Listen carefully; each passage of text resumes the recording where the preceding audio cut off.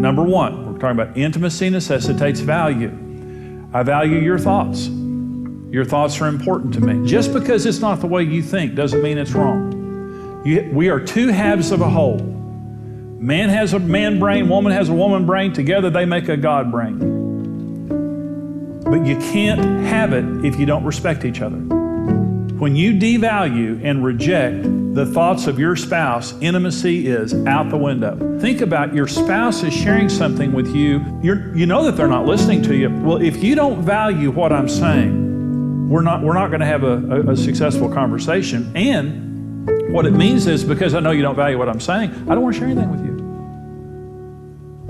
So my spouse won't share with me. What happens when they share? Here's the second, energy.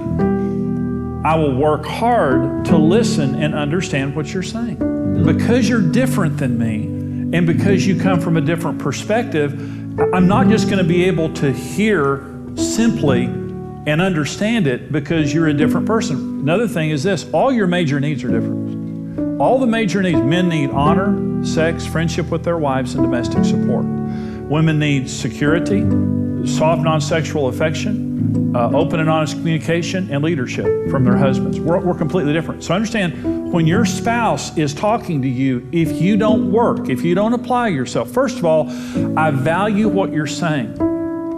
What you're saying is important, and I value you. I know you're very different than me, but I'm not going to roll my eyes. I'm not going to fall asleep. I'm not going to do anything like that. I value what you say, and I'm going to work hard to listen and to understand it. And if I don't understand it, we're going to talk until I do understand it, but I'm going to work. Number three is sacrifice. I'm going to sacrifice my need to be right and to be judgmental. When your spouse is sharing with you, you need to understand, it's the old saying, you can either be right or be happy. For some people, they just always have to be right. And they're very judgmental. They very quick with their mouth. This is me. Is very quick, I've never been at a loss for words, and it's not a good thing. I'm just telling you right now. I wish I'd have been at a loss for words many times. But I know what I'm going to say, and what I have to do is restrain that, and sometimes just walk away when it's no big deal and just say, I'm going to be wrong and be happy. I'm just not going to say anything. I'm not going to judge what they say. You don't have to be right. Sometimes you compromise. Sometimes you just go on with your life knowing that maybe, you're right, they're wrong, but you're not going to say anything. Number four, trust. I'm going to create a consistent, caring atmosphere in my life where you are free to share any thought. Now listen, I'm your safe place.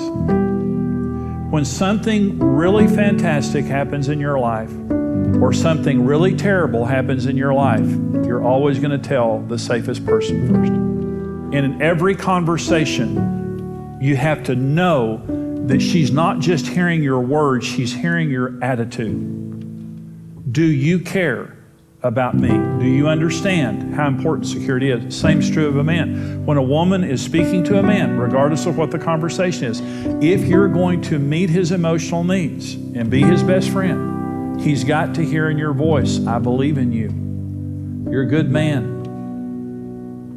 You've got what it takes. He's in heaven. That's the mega need of men.